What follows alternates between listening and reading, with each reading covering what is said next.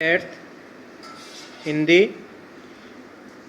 अब पहले मैंने करवाए थे आपको वर्ण व्यवस्था, उसके अंदर वर्ण किसे कहते हैं और स्वर किसे कहते हैं, उनके उच्चारण स्थान। अब है समास। समास किसे कहते हैं? आपस में संबंध रखने वाले दो या दो से अधिक शब्द जब कोई नया शब्द बनाते हैं तो उसे हम समास कहते हैं। जैसे देव मंदिर, यानी कि देव तथा मंदिर। अब जो है विग्रह समस्त पदों में विभक्ति चिन्हों को छोड़ करके उन्हें अलग करने की प्रक्रिया। समास जो है वो इकट्ठा आता है और विग्रह उसके अंदर चिन्हों को जोड़ करके उन्हें अलग करने की क्रिया विग्रह कहलाती है। अब है समास के कितने भेद हैं? समास के 6 भेद हैं। कौन कौन से? पहला अव्ययी भाव, दूसरा तत्पुरुष समास, तीसरा इसके अंदर कर्मधारय समास, चौथा है द्विगु समास, पांचवा है द्वंद्व समास और छठा है बहुब्रीहि समास। तो अब मैं इसके अंदर अव्ययी भाव समास पहला है, तो इसके अंदर जिस समास में पहला पद प्रधान हो और समस्त पद अव्यय का काम करे उसे अव्ययी भाव समास कहते हैं। जैसे यथाशक्ति, यथासंभव, यथामति, यथाविधि, प्रतिदिन, प्रत्येक, मन, द्वार द्वार, निधड़क, आजीवन, आमरण, आजानु। ठीक है, तो ये तो हो गए हमारे अव्ययी भाव समास। अब विग्रह जो है वो देख लो।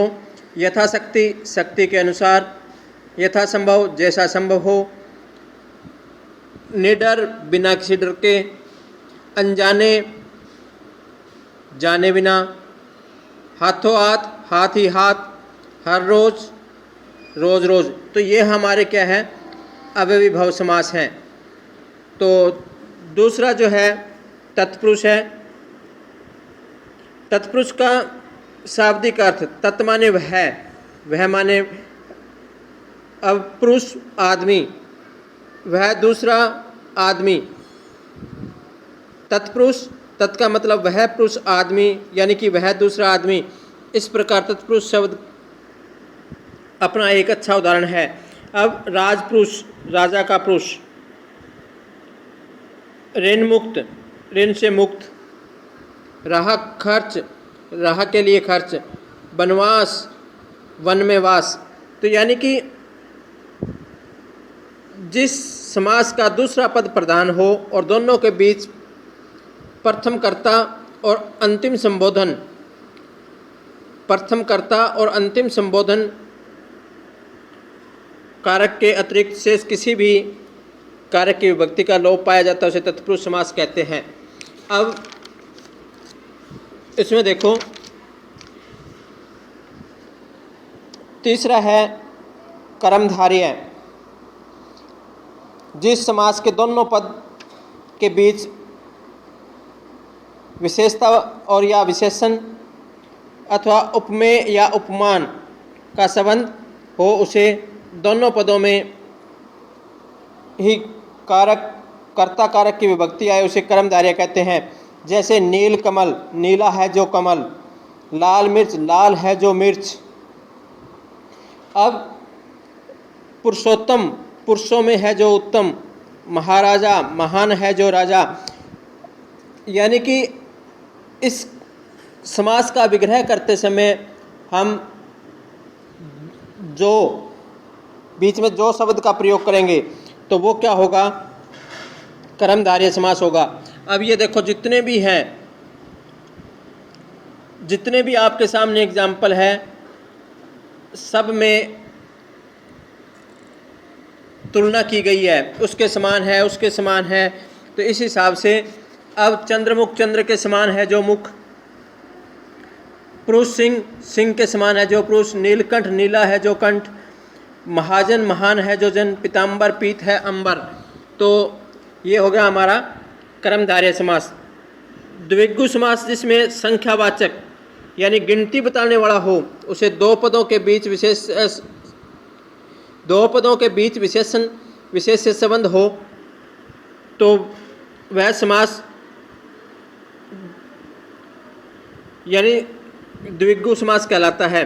जैसे पहला शब्द देखो, इसमें सब में शताब्दी, 100, सत, सही, 700, चौराहा, चौमासा, अठन्नी, पंसेरी, दोपहर, त्रिफला, चौपाई, नवरत्न। तो यानी कि इसके अंदर पहले संख्या का प्रयोग हुआ है।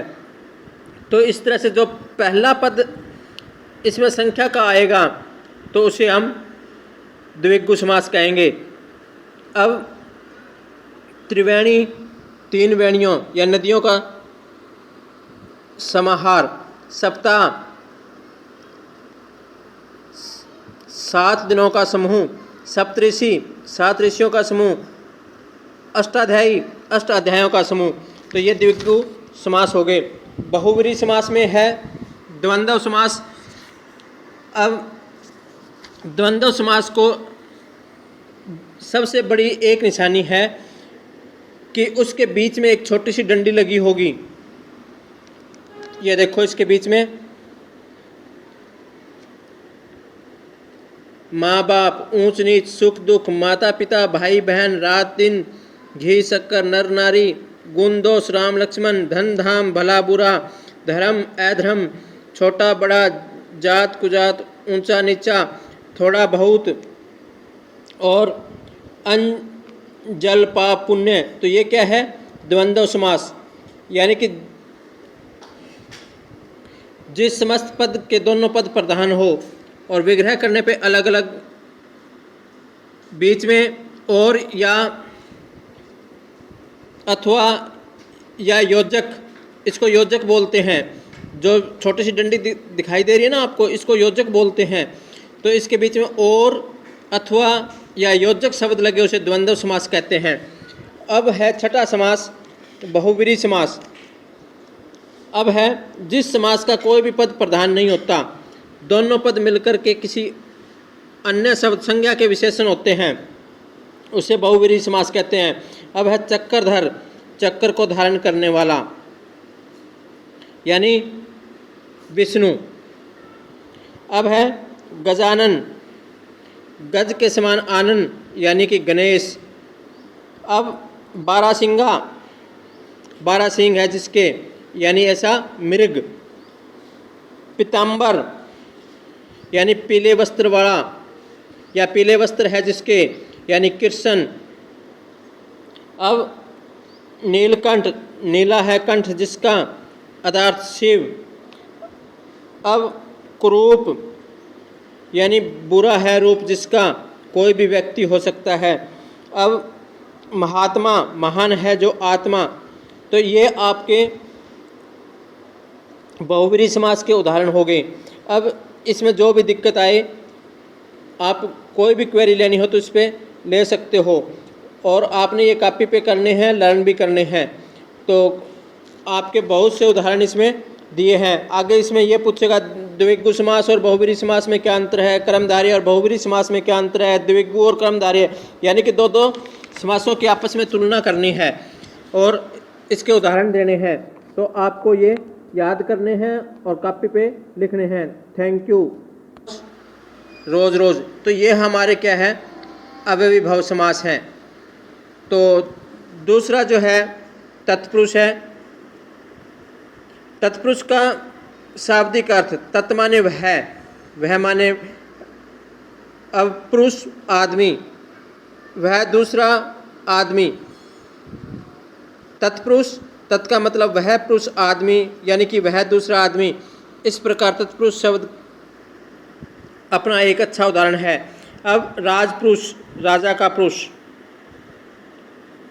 ऋण मुक्त, ऋण से मुक्त, राह खर्च, राह के लिए खर्च, वनवास, वन में वास। तो यानी कि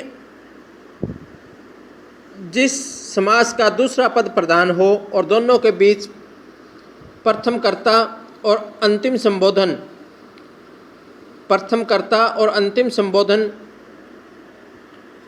कारक के अतिरिक्त शेष किसी भी कारक की विभक्ति का लोप पाया जाता है उसे तत्पुरुष समास कहते हैं। अब इसमें देखो, तीसरा है कर्मधारय। जिस समास के दोनों पद के बीच विशेषता और या विशेषण अथवा उपमेय या उपमान का संबंध हो उसे दोनों पदों में ही कारक, कर्ता कारक की विभक्ति आए उसे कर्मधारय कहते हैं।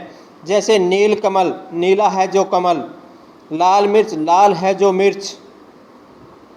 अब पुरुषोत्तम, पुरुषों में है जो उत्तम, महाराजा, महान है जो राजा। यानी कि इस समास का विग्रह करते समय हम जो बीच में जो शब्द का प्रयोग करेंगे तो वो क्या होगा, कर्मधारय समास होगा। अब ये देखो, जितने भी हैं, जितने भी आपके सामने एग्जाम्पल है, सब में तुलना की गई है, उसके समान है, उसके समान है। तो इस हिसाब से अब चंद्रमुख, चंद्र के समान है जो मुख, पुरुष सिंह, सिंह के समान है जो पुरुष, नीलकंठ, नीला है जो कंठ, महाजन, महान है जो जन, पीताम्बर, पीत है अंबर। तो ये हो गया हमारा कर्मधारय समास। द्विगु समास जिसमें संख्यावाचक यानी गिनती बताने वाला हो उसे दो पदों के बीच विशेषण, विशेष से संबंध हो, जो बीच में जो शब्द का प्रयोग करेंगे तो वो क्या होगा, कर्मधारय समास होगा। अब ये देखो, जितने भी हैं, जितने भी आपके सामने एग्जाम्पल है, सब में तुलना की गई है, उसके समान है, उसके समान है। तो इस हिसाब से अब चंद्रमुख, चंद्र के समान है जो मुख, पुरुष सिंह, सिंह के समान है जो पुरुष, नीलकंठ, नीला है जो कंठ, महाजन, महान है जो जन, पीताम्बर, पीत है अंबर। तो ये हो गया हमारा कर्मधारय समास। द्विगु समास जिसमें संख्यावाचक यानी गिनती बताने वाला हो उसे दो पदों के बीच विशेषण, विशेष से संबंध हो तो वह समास यानी द्विगु समास कहलाता है। जैसे पहला शब्द देखो, इसमें सब में शताब्दी, 100, सत, सही, 700, चौराहा, चौमासा, अठन्नी, पंसेरी, दोपहर, त्रिफला, चौपाई, नवरत्न। तो यानी कि इसके अंदर पहले संख्या का प्रयोग हुआ है। तो इस तरह से जो पहला पद इसमें संख्या का आएगा तो उसे हम द्विगु समास कहेंगे। अब त्रिवेणी, तीन वेणियों या नदियों का समाहार, सप्ताह, 7 दिनों का समूह, सप्तऋषि, 7 ऋषियों का समूह, अष्टाध्यायी, 8 अध्यायों का समूह। तो ये द्विगु समास हो गए। बहुव्रीहि समास में है द्वंद्व समास। अब द्वंद्व समास को सबसे बड़ी एक निशानी है कि उसके बीच में एक छोटी सी डंडी लगी होगी। ये देखो, इसके बीच में माँ बाप, ऊंच नीच, सुख दुख, माता पिता, भाई बहन, रात दिन, घी शक्कर, नर नारी, गुण दोष, राम लक्ष्मण, धन धाम, भला बुरा, धर्म अधर्म, छोटा बड़ा, जात कुजात, ऊंचा नीचा, थोड़ा बहुत और अन्न जल पाप पुण्य। तो ये क्या है, द्वंद्व समास। यानी कि जिस समस्त पद के दोनों पद प्रधान हो और विग्रह करने पे अलग अलग बीच में और या अथवा उसे द्वंद्व समास कहते हैं। अब है छठा समास बहुव्रीहि समास। अब है जिस समास का कोई भी पद प्रधान नहीं होता, दोनों पद मिलकर के किसी अन्य शब्द संज्ञा के विशेषण होते हैं, उसे बहुव्रीहि समास कहते हैं। अब है चक्रधर, चक्र को धारण करने वाला यानी विष्णु। अब है गजानन, गज के समान आनन यानी कि गणेश। अब बारहसिंगा, बारह सिंह है जिसके यानी ऐसा मृग। पीताम्बर यानी पीले वस्त्र वाला या पीले वस्त्र है जिसके यानी कृष्ण। अब नीलकंठ, नीला है कंठ जिसका अर्थात शिव। अब कुरूप यानी बुरा है रूप जिसका कोई भी व्यक्ति हो सकता है। अब महात्मा, महान है जो आत्मा। तो ये आपके बहुव्रीहि समास के उदाहरण हो गए। अब इसमें जो भी दिक्कत आए, आप कोई भी क्वेरी लेनी हो तो इस पर ले सकते हो, और आपने ये कॉपी पे करने हैं, लर्न भी करने हैं। तो आपके बहुत से उदाहरण इसमें दिए हैं। आगे इसमें ये पूछेगा द्विगु समास और बहुव्रीहि समास में क्या अंतर है, कर्मधारय और बहुव्रीहि समास में क्या अंतर है, द्विगु और कर्मधारय यानी कि दो दो समासों की आपस में तुलना करनी है और इसके उदाहरण देने हैं। तो आपको ये याद करने हैं और कॉपी पे लिखने हैं। Thank you.